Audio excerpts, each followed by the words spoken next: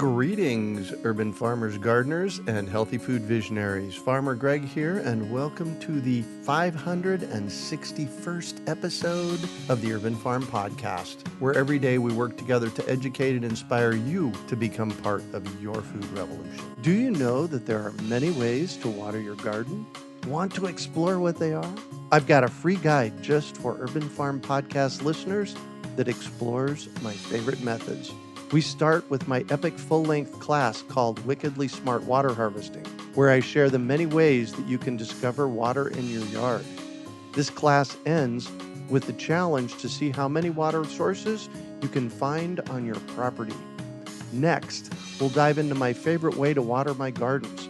This method was introduced to me about a decade ago by my good friend and mentor, Scott Murray. It is water efficient, self-cleaning, and draws from what large farms have been using for decades.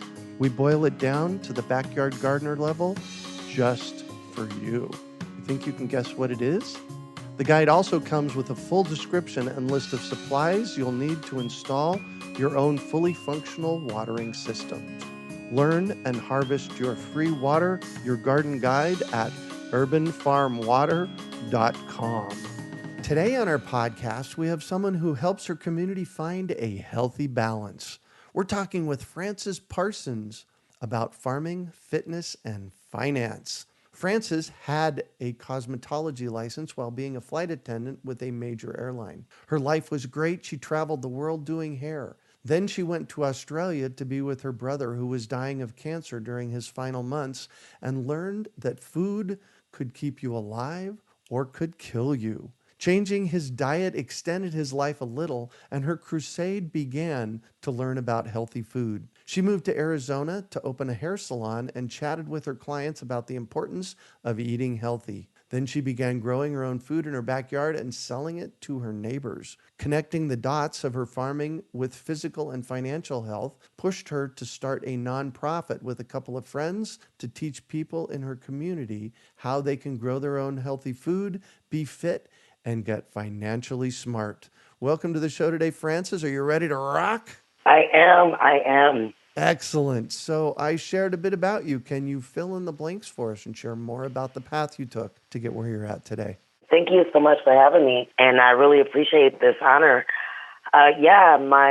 My journey is the way you made it seem. I didn't think it was as interesting as the way you just put it all together. But well, that's what we love to do here is tell people's interesting stories, and it sounds like you have a fascinating one. You know, I did. I'm from St. Louis, born but raised in Wisconsin. And, back home with eating, my grandfather was a farmer, but I was so young, I didn't really get to take that into what he was trying to do for our family. Mm-hmm. And so for whatever reason, my arthritis, as I was young, I grew up and I've had horrible arthritis, and not knowing or putting the dots together with food could affect, the way you feel. And so just like you said, I went to Australia. I was with my brother for a while and just being with him and his experience with, liver cancer and everything. Never drank or smoked, but it was the food that he ate, mm-hmm. The sugars, just knowing what your body eating for your blood. I say eat for your blood because you just never really know what food you really need. Is not just eating what everybody else is eating. It's actually eating what's really good for you. Yeah. Well, I think there is a book out there called Eating for Your Blood Type that It addresses that. It is. Yes, it does. There's many books out there about, eating for your blood or eating for your bones or eating for just different things, and not knowing, plants are everything, herbs. I mean, if you season your meat, you're doing it with a plant, and it's just like everything is affiliated with plants. So definitely being out there with him and knowing what he was going through really made me want to dive deeper in on how food really affects us mentally, physically, financially, all of that, So let's start with your farm. Tell me about your farm, what you do there, what it looks like. If I was standing at the entrance, what would I be seeing? First of all, it's absolutely beautiful. If you've ever been to Spaces of Opportunity, it's truly the word, Spaces of Opportunity. I have a little bit over an eighth of an acre, and if you're walking in, it's just imagine a huge field with different people farming, in different rows, and I just have a huge, space to actually do that. So if you're standing at it, you'll see a pathway that will actually take you all the way to the very back, wide pathway. But with mine, you're going to see rows of towers. I built towers and basically show people how to. You can build. You don't need a lot of space to farm. People always think that you need a lot of room, you need a lot of big area, a big backyard. You really don't. So I actually built these towers that are fit to your space that you need to occupy for farming. And basically I make it out of burlap and weed blocker, and the structure can be as little or as big as you want, but I build it and then I fill it with dirt, and you can literally grow food inside of these structures. So it's like you don't have to bend down. It's standing Wow. up. Yeah, it's really, really nice. Really, really nice. And you can grow so many different things inside of them. So it's like a garden tower. There's food growing out of the side? Exactly, exactly. Yep, Wow. yep. And with physics, they're always going to want to grow up your plants. Mm-hmm. Right? Your plants are always going to want to look for the sun. So and farming in Arizona, people don't understand. It's a different type of farming. It's a really different type of farming because we have this direct sun, this old powerful sun we have. We're so lucky. But you have to make sure that you keep some shade. A lot of Mm-hmm. plants prefer to look for sun versus have the direct sun. So you will definitely see those towers on my farm. You'll definitely see rows of just green artichokes. We have everything. So the first plot that I have, and it's probably like 5 or 6 rows, and I think each row is probably 100 feet long and 4 feet wide, the rows are. So I have about 5-on-1 for the farm for the nonprofit. I mean, that's where we pretty much have our classes and we teach and we kind of show people basically what food looks like out of the ground, because a lot of people don't know what food looks like growing. Oh, that is the case. And especially when people want to grow certain things like, tomatoes and squash and, all these big items, is that they really don't know the space that they occupy. So if you want to get a really good harvest, you definitely want to you don't need a lot. All you need is one seed. So if it's a family you're growing for, don't think that you need a lot of squash to grow. All you need is one. It'll produce a lot. All you need is one tomato plant. It'll produce a lot.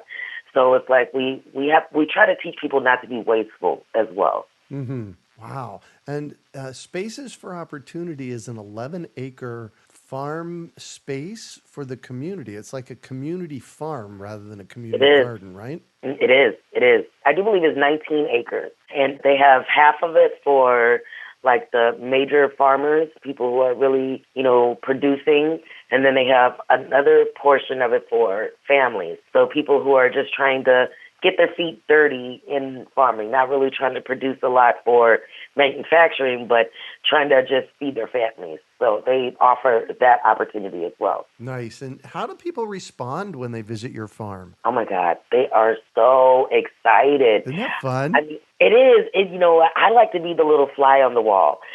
So when I'm walking up, because people don't really know, who I am, because I'm normally there either early in the morning or either late at night. So it's like people who come, they don't really see the farmer, the behind the scenes, unless they come and I'm there, and then like, oh, okay, that's you. I'm like, yeah, that's me. But it's great walking up and seeing people reaction. I'm just like, oh my goodness, or just hearing what other farmers say, about my plots. They're just like, you get a lot of walk traction. A lot of people stop, look at your plots, and they're really enthused. And I want it to be something that people can do at home. So I make it to where, I try to hit all the corners where, weeds. You got to make sure you got some weed blocker, Mm-hmm. some mulch. Make sure you have some mulch. So mine, I build it for it to be sustainable. So I don't have to go to the farm every day. I do because I like to water and I like to, be in the mix of it. But I have it built where if I just want to come in and just once a week do watering and then maybe once a week do some picking of weeds, it can totally function on its own. and that's what it's about, being able to function on its own.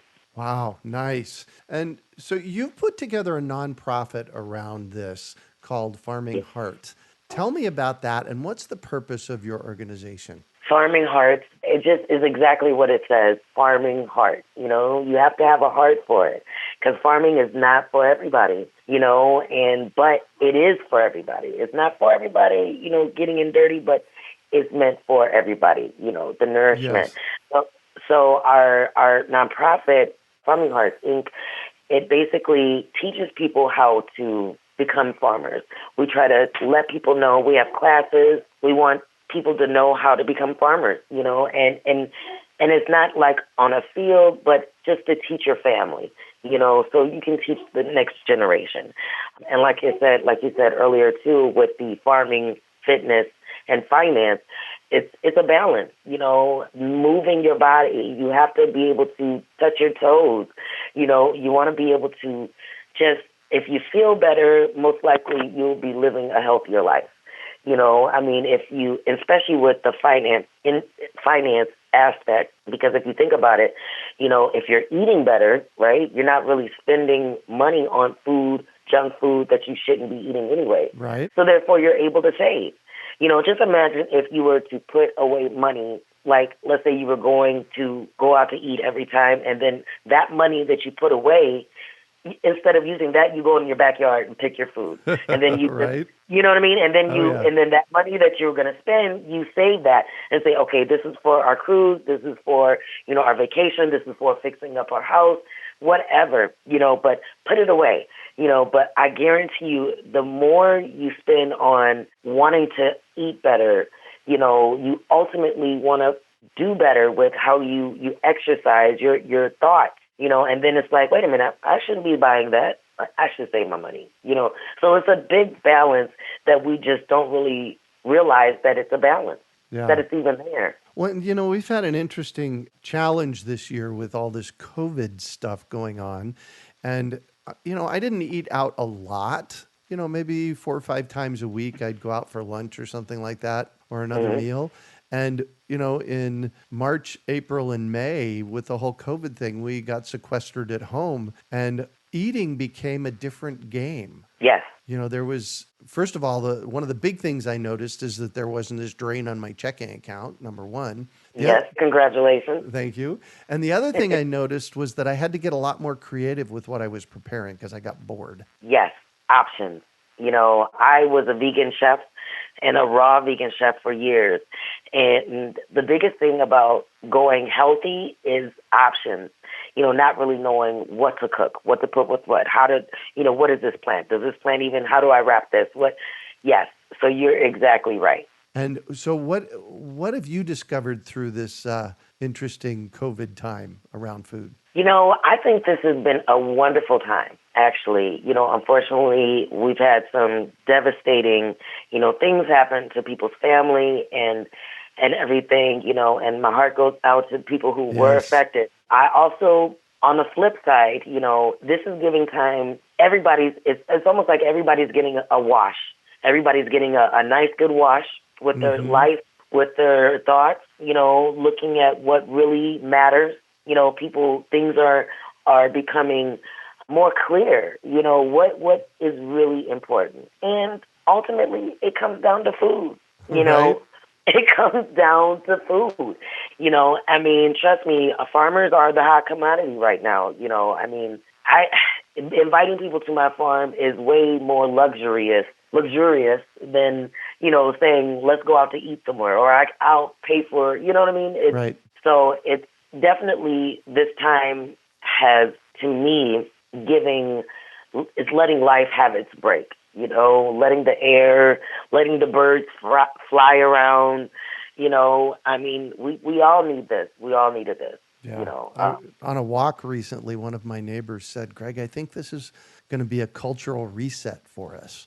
Yes, I love that. Yeah. I love that. Yeah. Well, and that really can feed into what you're doing, putting farming, fitness, and finance together. So how does that work in your nonprofit? How do you teach that? So I have a strong team, which I'm super excited about.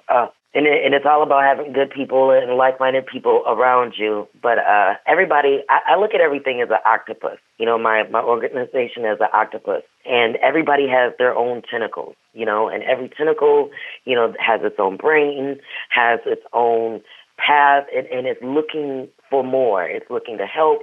What can we bring back to this big hub, this big head, and to make it better for everybody? And I just absolutely love the fact that everybody around me and this organization is really focused on making their own community strong, because not everybody has the same friends, network, same neighbors, nobody even shops at the same grocery stores. So that is an opportunity to touch people that I can't touch, to reach people that, we all reaching people in our own different way, and we all have the same goal.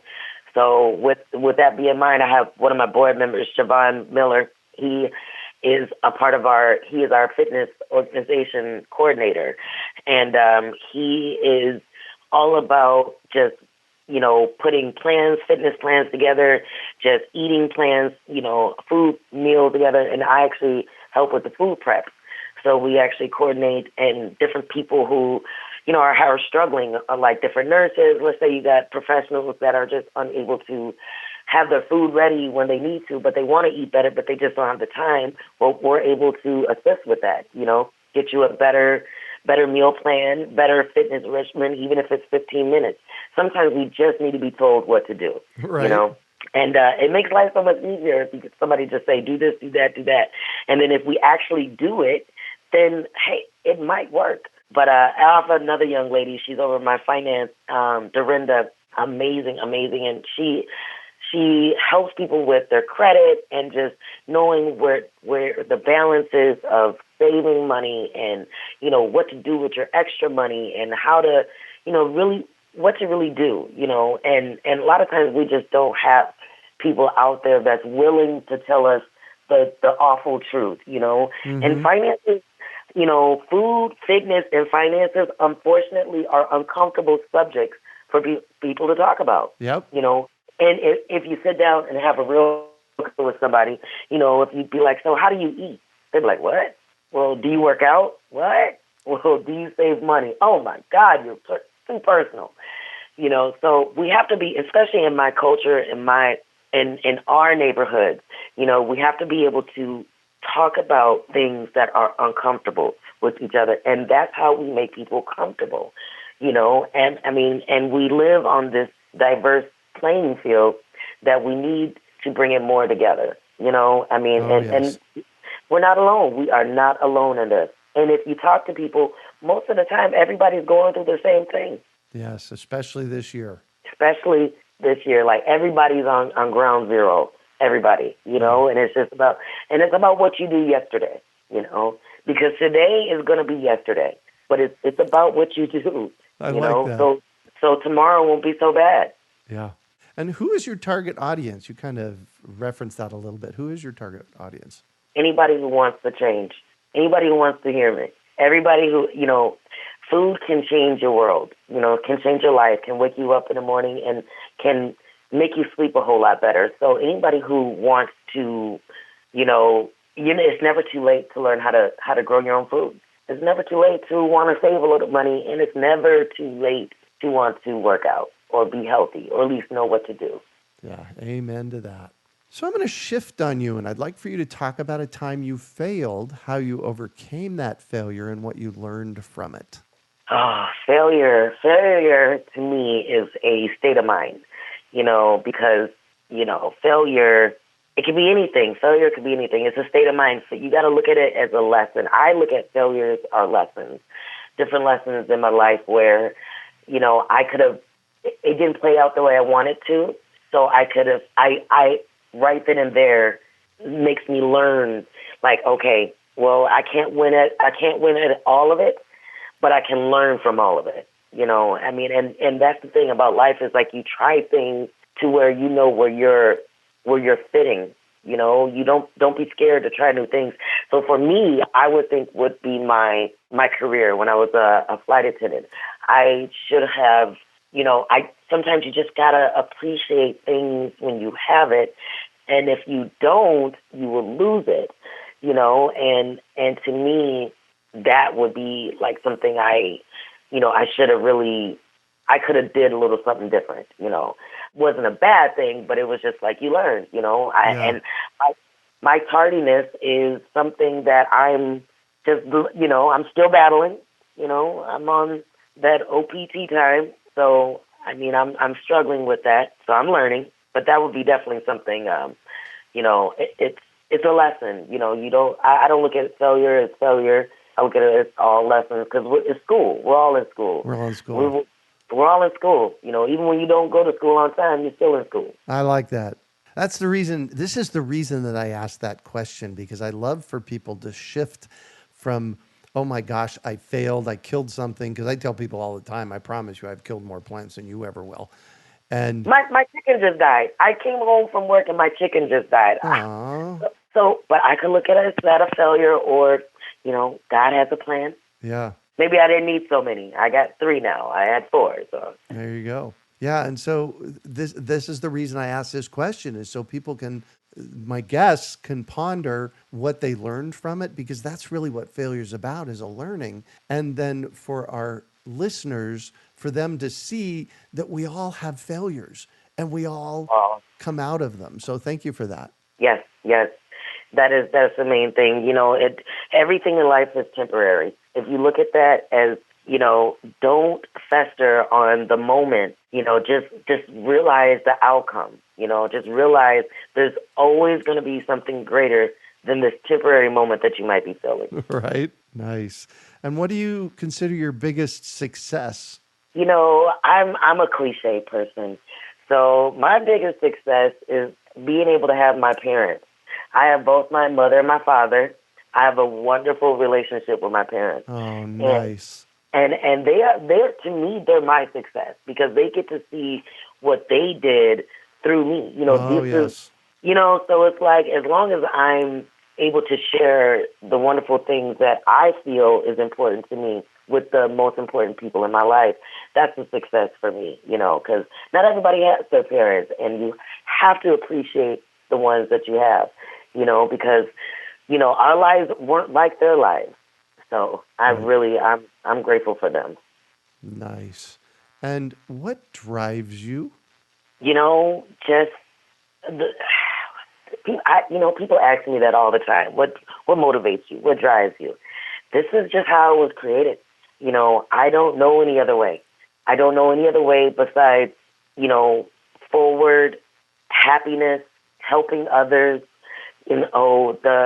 Just treat those around you like you want to be treated.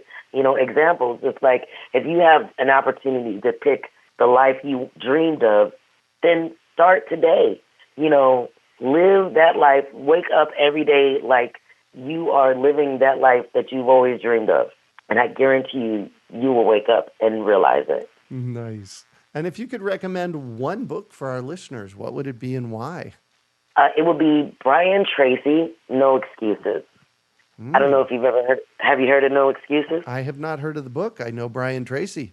No Excuses, The Power of Self-Discipline. Let me tell you, this is a powerful book. Powerful book. It has great exercises, it just opens your brain up to things that you just didn't really know that you needed to realize, and it just keeps you focused on wanting to better yourself. And there's no excuse. There is zero excuses.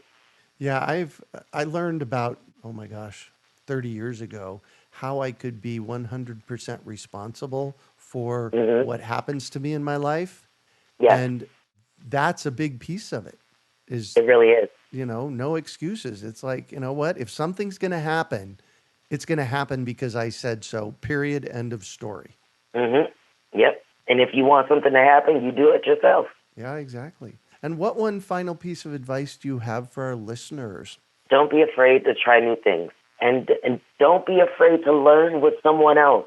You just cannot fear trying new things. You never know what you're going to like. That's the fun part.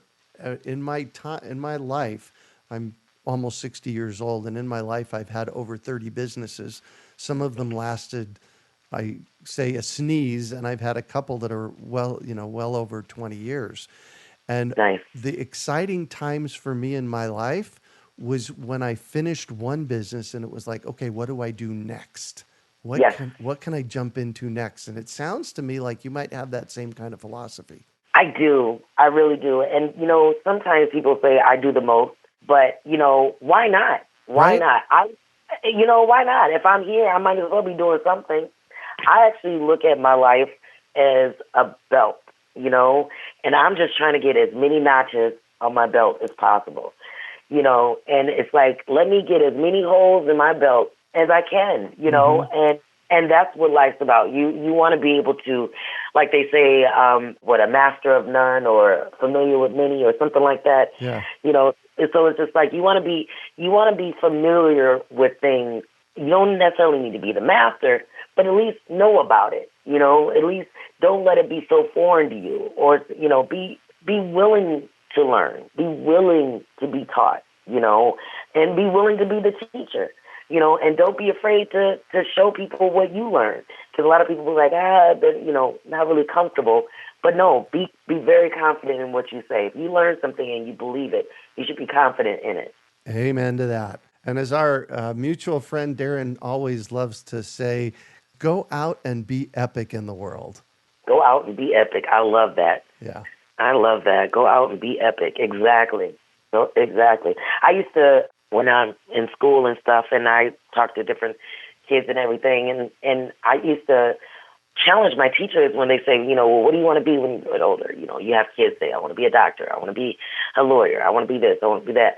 And my thing was like, not what do you want to be, but what are you going to create for this world? Yes. What are you going to bring to this world? Not what are you going to be, what are you going to bring to this world? What are you going to do that make it where now they're going to want to be like you? Wow. Gotta love that. Thank you, thank you, thank you for joining us on the show today, Francis. For having me. Thank you. Many blessings. How can our listeners find you, get a hold of you? FarmingHeart.com. You can definitely contact us. In spaces Nice. of opportunity, just Google us, Farming Heart. Nice, nice. You can also find show notes from today's podcast at urbanfarm.org/farming We heart. hope you enjoyed today's episode of the Urban Farm Podcast. Remember to listen for tips, advice, and resources to help you on your journey with urban farming. You can find us on the web at urbanfarm.org or send us an email to podcast@urbanfarm.org. In the words of Vincent van Gogh, great things are done by a series of small things brought together. Be encouraged that with each lesson learned and skill developed, you are one step closer in the direction of your dreams.